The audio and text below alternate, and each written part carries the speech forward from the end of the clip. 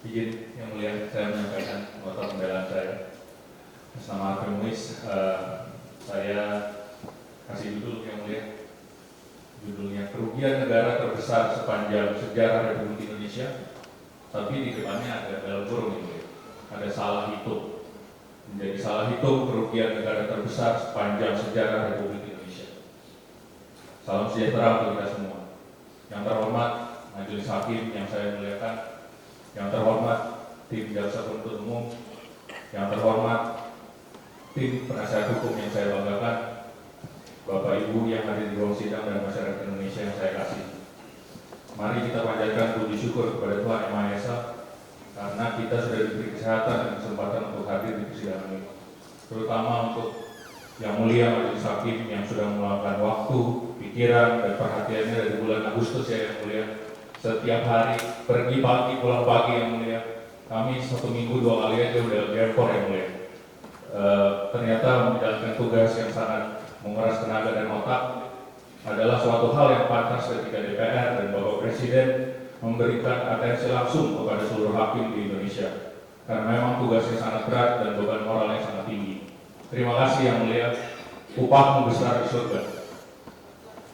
Majelis Hakim yang mulia, beberapa hari lalu teman satu rumah saya yang mulia, rumah tahanan, bertanya kepada saya, hal paling menonjol apa yang saya dapatkan selama proses hukum ini?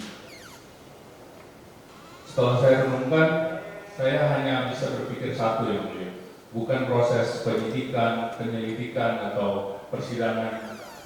Saya hanya berpikir bagaimana hebatnya dan pentingnya peranan seorang istri yang mulia, khususnya istri saya, Sandra Dewi yang mulia.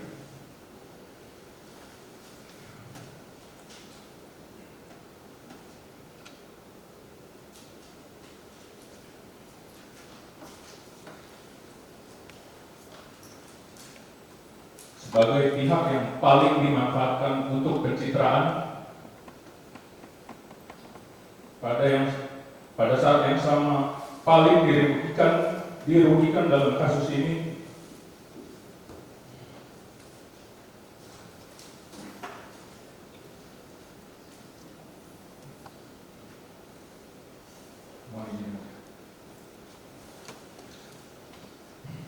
dia tidak pernah bimbang, tidak pernah kenal lelah, selalu tabah dan setia, bersinar memberi harapan dan kekuatan bagi saya.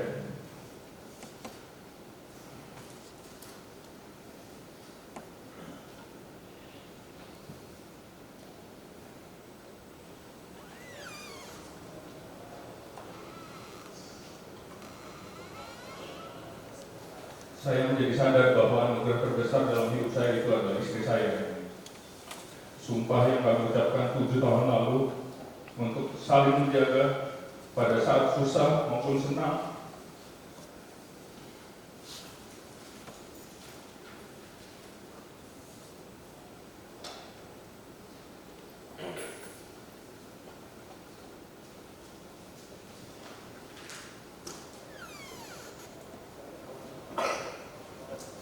Limpahan maupun kekurangan pada waktu sehat maupun sakit, sampai maut memisahkan kita, dijalankan dan ditunaikan oleh Sang tanpa keluhan apapun.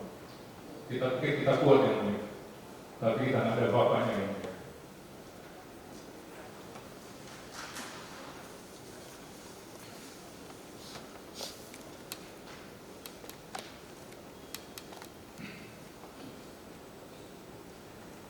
Majelis Hakim yang terhormat, saya dibesarkan dari keluarga yang sangat terberkati semenjak saya lahir. Almarhum ayah saya merantau ke bagian paling ujung Indonesia, paling timur, di Merauke, lalu berhasil membesarkan 5 orang anak, menyekolahkan kami ke luar negeri dan mengajarkan kami untuk selalu melihat kebaikan dalam segala hal. Dalam keseharian, pertemanan, bisnis, maupun setiap kejadian yang menimpa kami harus melihat dari sisi positif agar kami selalu bisa bersyukur. Ada satu kalimat yang selalu diingatkan oleh beliau. Ketika orang berbuat jahat, kita tulis di pasir pantai. Tapi perbuatan baik, kita pahat di batu.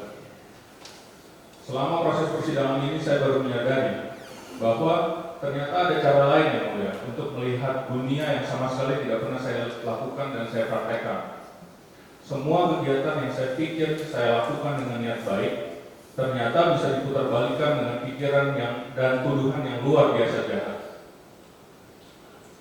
Majelis Hakim yang mulia, izinkan saya menyampaikan dengan jujur hal positif apa yang sebenarnya ada dalam benak dan pikiran saya ketika memutuskan untuk membantu niat PT Timah yang ingin mengangkat peran Indonesia di dunia internasional.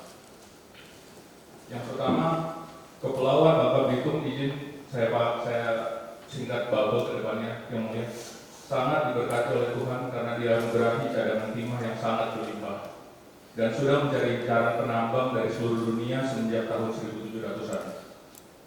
Cadangan itu tersebar di bawah masyarakat yang menyebabkan dengan cara sederhana saja sudah bisa mendapatkan hasil. Ini adalah hal yang dilihat masyarakat Bangka sebagai berkat. Indonesia menjadi salah satu produk eksportir timah terbesar di dunia, namun perannya sangat minimal dan tidak bisa mempengaruhi penentuan harga timah dunia. Alasannya sederhana yang mulia, karena PT Timah dan swasta tidak bisa bersatu. Selain itu, tantangan terbesar perniagaan timah di Babel adalah penyelundup timah. Para penyelundup ini tidak membayar pajak, royalti, dan PNBP sehingga bisa menawarkan harga beli timah lebih tinggi daripada pemilik IUP. Akibatnya, pemilik IUP kalah saing, maka tidak ada biaya untuk memulihkan galian bekas tambang dan terbengkalai menyebabkan masalah lingkungan. Masalah ini berlangsung puluhan tahun dan sudah dicoba untuk ditangani dengan berbagai cara, mulai dari preventif hingga represif, tapi tidak bisa terselesaikan yang mulia, malah menyebabkan banyak konflik sosial.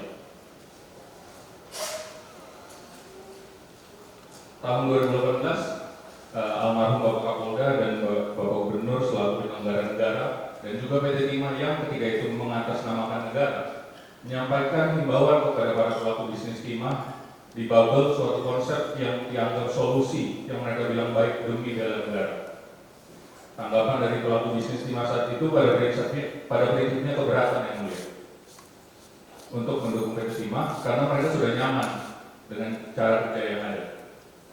Salah satu konsep bela negara yang diajukan adalah menyediakan alat pemrograman dan pemurnian untuk disewa dengan alasan PT Timah membutuhkan dukungan kapasitas produksi disebabkan adanya potensi lonjakan pasokan biji timah. Setelah itu ada 5 smelter yang terpilih karena kapabilitas dan rekam jejaknya yang memang berkomitmen mendukung pemerintah. Yang mulia Majelis Hakim, semenjak kesepakatan kerjasama dilakukan, hampir seluruh masalah tata niaga timah yang sudah terjadi bertahun-tahun dan seperti tidak ada jalan keluar, akhirnya ada solusi. Adapun solusi yang dimaksud dapat secara konkret terlihat sebagai berikut. PT Timah mendapatkan bahan baku yang ditambang oleh masyarakat dari IUP sendiri. PT Timah mendapatkan kapasitas ekstra tanpa harus membangun fasilitas baru dan tidak kehilangan momentum bisnis. PT Timah dapat menghilangkan potensi terjadinya fraud karena smelter kanan melakukan pengecekan ulang di laboratorium masing-masing. PT Timah mendapatkan performa yang jauh lebih bagus daripada smelter sendiri. Perolehan recovery 93% dan material balance 98,5% adalah hal yang mustahil bisa dilakukan oleh PT Timah karena teknologi yang terbelakang. PT Timah dapat tambahan logam dengan teknologi yang lebih ramah lingkungan. PT Timah mendapatkan tambahan logam dengan harga yang lebih murah. PT Timah tidak perlu mengeluarkan modal untuk membayar kompensasi pasir kepada masyarakat karena ditalangi dulu oleh mitra. PT Timah tidak perlu mengeluarkan belanja modal untuk proses penglogaman dan pemurnian. Ketika PT Timah cash flow tidak cukup, mitra smelter diminta berhutang dan menanggung bunganya. Masyarakat penambang menjadi taat pajak, penerimaan pajak naik 1 triliun, royalti dari PT Timah naik drastis, dan PT Timah mendapatkan keuntungan lebih dari 1 triliun dari produk hasil kerjasama ini. Mohon izin yang mulia, kalau dilihat dari poin-poin di atas, sama sekali tidak ada niat jahat atau hal negatif yang timbul dari kerjasama ini yang mulia. Memang dalam perkembangannya ternyata tidak sesuai dengan rencana, terjadi permasalahan yang tidak terduga sebagai berikut. Tahun 2019, perang dagang antara Amerika dan China mengakibatkan harga timah dunia anjlok. Belum selesai perang dagang, COVID-19 menyusul sehingga membuat harga timah dunia mencapai titik terendah dalam 15 tahun yang mulia. harganya 13.000 rupiah, 13.000 US dollar per ton. Hari ini 30.000 lebih yang mulia, hampir 3 kali lipat. Sangat banyak rintangan dan masalah yang harus dilalui dan dicarikan solusi. Semua pihak bersama-sama dan bergotong royong demi mensukseskan target dan misi positif dari kerjasama ini.